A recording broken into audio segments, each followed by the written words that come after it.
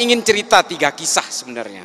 Kisah yang pertama adalah dalam 2 bulan terakhir ini saya dilibatkan oleh pemerintahan Somalia. Saya melakukan Zoom meeting dengan para menteri di Somalia dan juga dari kepresidenan Somalia. Zoom meeting berkali-kali. Mereka ingin tanya bagaimana sih cara Indonesia itu mengatasi kelompok-kelompok teror dan ekstrim ini. Sementara kami, ini menurut Menteri Agama Somalia. Sementara kami satu negara ini Pak, pahamnya sama Pak. Penganut paham Wahabi Salafi. Satu negara. Wallahi, ini saya cerita yang benar. Kalau saya dianggap ngecap.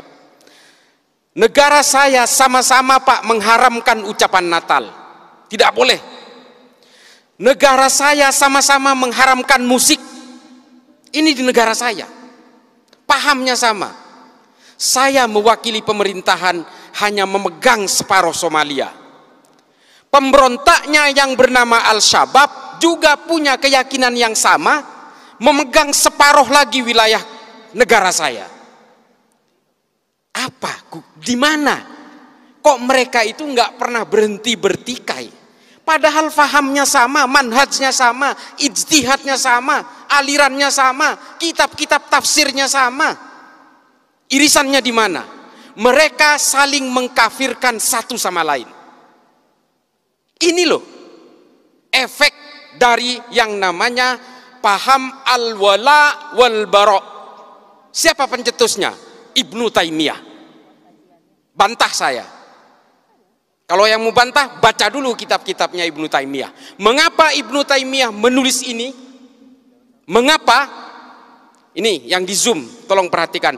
Ibnu Taimiyah hidup pada masa keruntuhan Bani Abbasiyah dari serbuan bangsa Mongol tahun 1258. Dan ketika itu Ibnu Taimiyah hidup pada masa periode peperangan orang Eropa dengan orang Arab Islam untuk memperebutkan Yerusalem.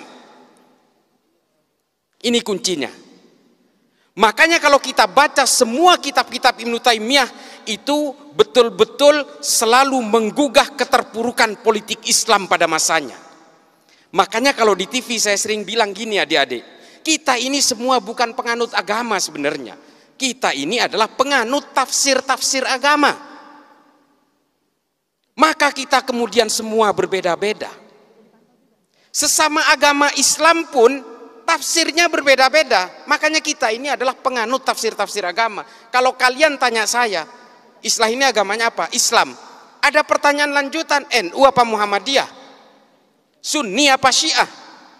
Belum bicara manhaj, belum bicara ijtihad, belum bicara mazhab. Syafi'ikah, Malikikah, Hanafikah, Hambalikah? Ini tafsir-tafsir semua. Sesama Islam, sesama Syafi'i, sesama NU pun masih ada yang satu pengusung khilafah, yang satu bukan. Ini tafsir lagi. Ini loh. Makanya kemudian kita itu, saya sering sekali saya berbicara di media ini, janganlah kemudian kalian mengklaim kebenaran-kebenaran itu. Karena Allah itu betul-betul menekankan dengan cetak tebal dalam Al-Quran itu, bahwa saya menciptakan manusia ini dalam segala perbedaannya, baik bersuku-suku, berbangsa-bangsa, dengan tafsir-tafsirnya, beragama yang berbeda, dengan konsep lita'arofu. Ini loh. Lita'arofu itu apa? Saling mengenallah kalian, berinteraksilah kalian dengan segala perbedaannya. Perbedaan ini sunnatullah. Adik yang tidak pakai hijab, Islam. Hah? Hindu. Saya tahu, dia Hindu, nggak pakai hijab, karena dia itu lahir dari orang tua beragama Hindu. Yang di depannya kan pakai hijab, karena lahir dari orang tua beragama Islam. Ini takdir-takdir kelahiran dan keimanan itu tidak bisa dipisah begitu saja, Dek. Lalu kalau kalian merasa paling benar, mengklaim paling kebenaran itu ada di pihak saya, kalian akan belajar tentang kebencian dan perbedaan itu dan kalian melawan sunnatullah. Ini loh yang kita ingin gugah hari ini, kenapa saya harus datang ke sini. Dan semua klaim-klaim kebenaran, hegemoni kebenaran itu kemudian datang berlipat-lipat, berlapis-lapis dengan kepentingan-kepentingan politik. Makanya kemudian ajaran-ajaran Ibnu Taimiyah itu diimplementasikan dalam gerakan-gerakan kemerdekaan Saudi dari cengkraman Kekaisaran Ottoman pada zamannya.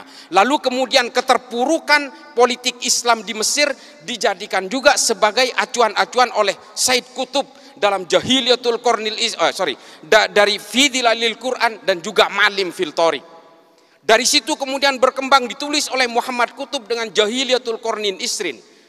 Ditulis ulang oleh Al-Qaradawi, Ayman Al-Zawahiri, diimplementasikan oleh Osamah bin Laden, oleh Abu Bakar Naji dalam Idarat At-Tawahhus, kemudian semua bergulung-gulung dengan kebencian-kebencian dan brutalitas.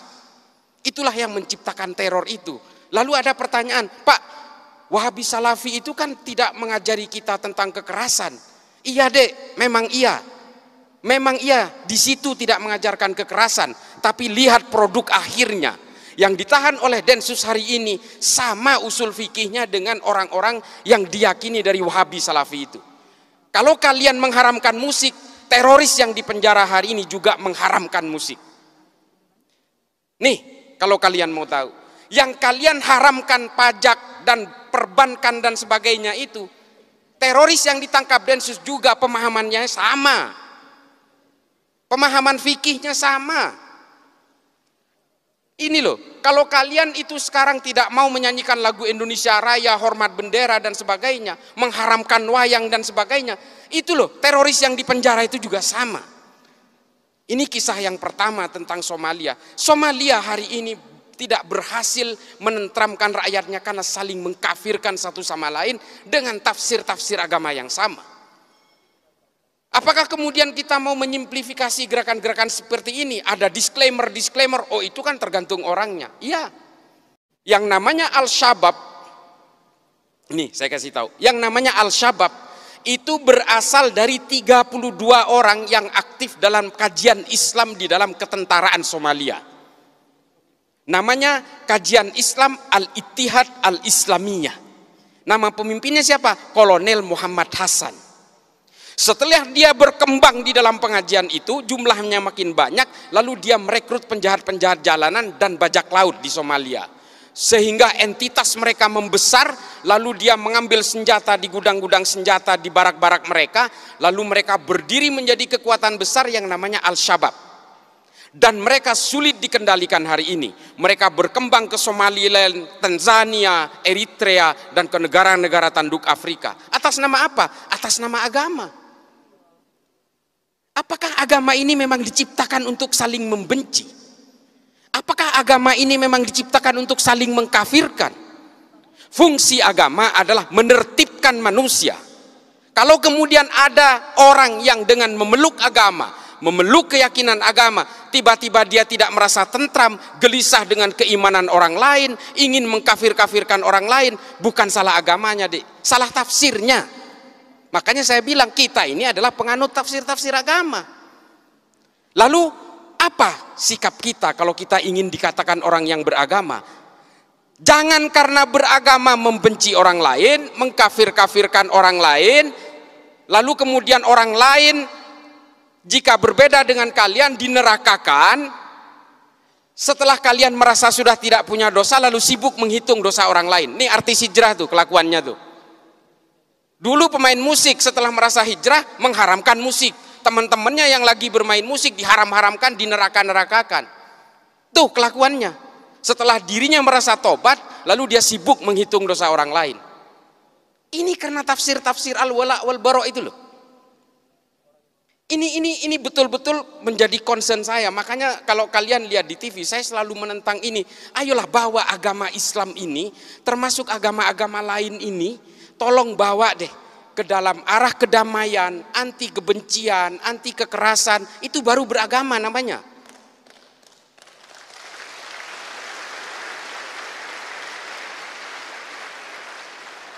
Memang terrorism has no religion.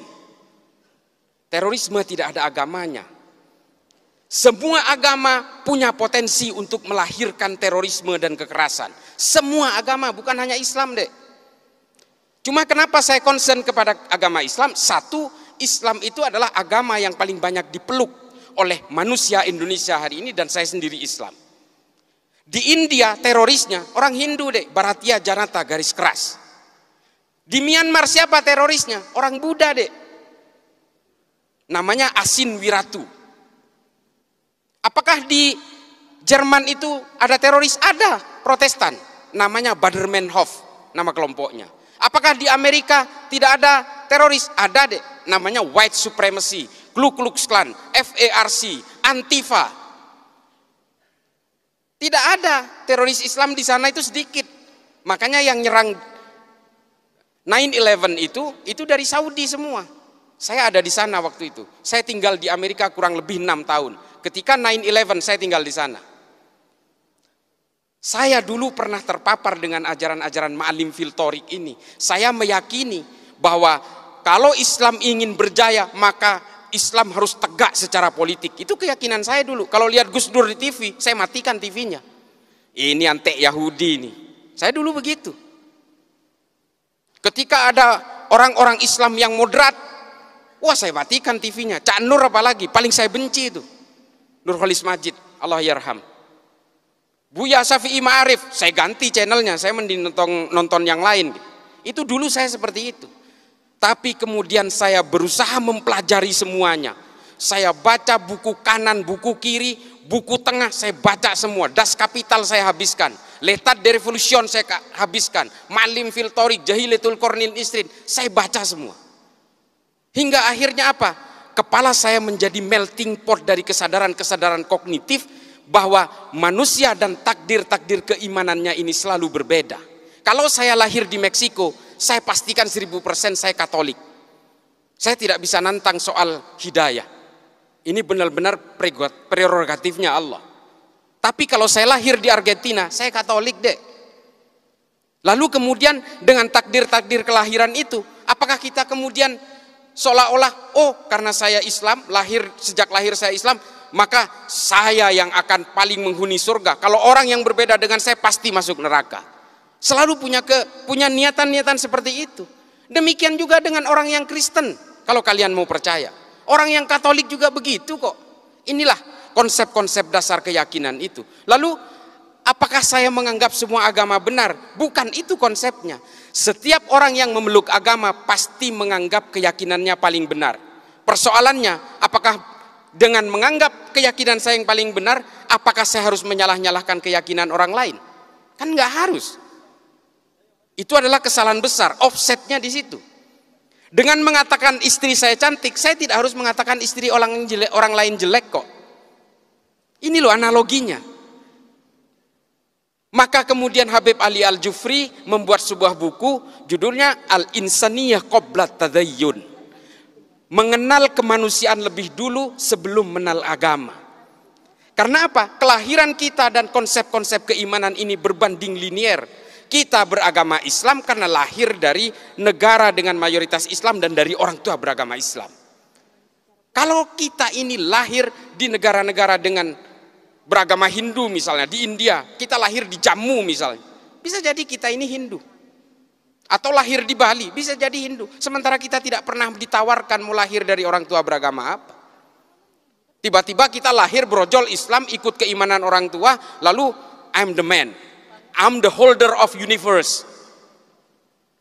Ini loh penyakit-penyakit orang yang kemudian menghegemoni keimanan bahwa dia itu adalah pemegang kebenaran tunggal. Makanya kalau kita ingat tulisannya Thomas Aquinas dalam Summa Theologica, saya paling memegang ini. Meskipun Santo Thomas Aquinas ini adalah seorang Katolik, bukunya itu saya habiskan. Saya itu pembaca buku dek. Ya saya nggak jumawa ya. Saya itu 1000 halaman rata-rata per bulan. Saya baca buku itu. Makanya saya merasa I'm feeling free. Saya merasa merdeka dengan berbagai bacaan yang saya baca ini. Saya betul-betul tidak terbolgol oleh keyakinan-keyakinan sepihak. Kata Thomas Aquinas apa? Hominem unius libri. Saya paling takut kalau ada orang baca satu buku lalu dianggap ini adalah kebenaran paling mutlak. Ini loh, bahaya sekali. Kemudian yang saya kisahkan kedua adalah ketika kemarin Densus melakukan penangkapan di Poso sebanyak 22 orang secara serentak di semua sekitar Poso, ada Tojo Una-Una, Ampana, dan juga di kota Poso, ada salah satu anak muda yang saya wawancarai, saya interogasi.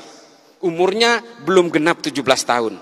Dia ditangkap karena dia ingin melakukan aksi teror, melakukan latihan-latihan militer untuk naik ke Gunung Biru menggantikan kelompoknya Ali Kalora yang sudah dihabisi. Nah, dari hasil interogasi itu adalah dia ini siswa SMA 1 Poso. Akademisnya bagus, nilainya bagus, punya kecerdasan. Lalu dia keluar dari sekolah itu, dia berhenti. Karena apa? Dia mendapatkan pemahaman bahwa sekolah ini dibangun oleh negara Togut dengan biaya-biaya dari uang riba. Coba. Ini semua adalah negara riba karena ada kelindan perbankan di sini. Coba bayangin tuh. Ini kasus yang pertama. Kasus yang kedua, ada seorang mahasiswi Gunadarma yang dia meyakini bahwa karena bank itu adalah riba, lalu semua ini menjadi riba, termasuk jalan aspal yang melibatkan bank, gaji pegawai negeri yang melibatkan bank, sehingga menurut dia KTP pun itu adalah benda haram. Sehingga apa? Dia merasa mengalami keterjepitan sosial, lalu dia nyerbu ke Mabes Polri, bawa airsoft gun, dia bunuh diri di situ, minta ditembak. Namanya Zakiyah Aini, tahun 2020. Temuan-temuan seperti ini kemudian saya mengambil kesimpulan adalah bahwa paham-paham yang seperti ini pada akhirnya memberikan kita kepada dua pilihan. Either kita menjadi orang munafik atau menjadi kita manusia-manusia yang sempit. Ini waktunya. Ya, ini kesimpulan saya. Kesimpulan saya itu pada akhirnya adalah kita betul-betul harus mempelajari agama itu secara komprehensif. Kalau kita mengharamkan bank, jangan naik pesawat, siapapun. Tidak ada maskapai penerbangan yang membeli lunas pesawat itu. Semuanya nyicil, pakai bunga dek. Jangan naik haji, naik pesawat. Jalan kaki aja. Janganlah kita jadi orang yang hipokrit, yang munafik, mengharamkan sumbernya dari hulu sampai hilirnya kemudian merasa dihalalkan. Ini jangan sampai seperti itu. Konsep usul fikih itu adalah tabi'ut tabi'un. Kalau di atasnya haram, di hilirnya pasti haram. Kalau di atasnya halal, di bawahnya belum tentu halal, bisa jadi haram. Legen, tua, cuka. Halal, haram, halal. Tapi kalau di atasnya haram, ke bawahnya haram semua. Bir sepakat, kita haramkan. Bir ya. Kalau kalian jadi tukang parkir di pabrik bir, haram juga penghasilannya. Itu loh konsep usul fikih. Kalian kalau ingin mengharamkan bank konvensional, apa yang kalian kenakan ini semua melibatkan bank. Kalian akan menjadi munafik semua. Lalu apa antisipasinya? Darul Iftah Majelis Ulama Mesir kemudian menghalalkan bank-bank konvensional ini dengan alasan riba, kita betul-betul mengharamkan itu. Allahu ahallal bai'a wa harrama riba, jelas. Tapi apakah bank konvensional masuk kategori riba? Ini yang diredefinisi ulang. Hukum perbankan itu diharamkan ketika produknya belum ada di abad pertengahan. Ini loh yang perlu redefinisi itu. Yang terakhir, maaf. Yang terakhir adalah pada intinya adalah apapun keyakinan kalian, tafsir kalian, agama kalian, satu kuncinya. Ini yang disebut dengan moderasi beragama. Kalau kalian meyakini bahwa Tuhan itu satu, yang Islam nih, yang Islam. Kalau kalian betul-betul meyakini kul huwallahu ahad, kalian betul-betul menganggap bahwa Islam itu adalah monoteism, termasuk yang beragama lain, maka kita juga harus meyakini bahwa manusia dimanapun dengan agama yang berbeda-beda, dengan Kristen, dengan Hindu dan Buddha, itu pasti diciptakan oleh Tuhan yang sama.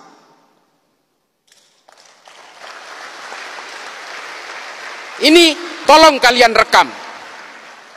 Kalau kalian ini diciptakan oleh Tuhan yang sama, lalu untuk apa kalian itu bertikai dengan keyakinan dan keimanan itu? Itu loh kuncinya. Itu yang disebut moderasi beragama. Moderasi beragama ini bukan sekuler, bukan liberal, bukan. Tetaplah kalian dengan keyakinan-keyakinan agama dan tafsir-tafsirnya itu.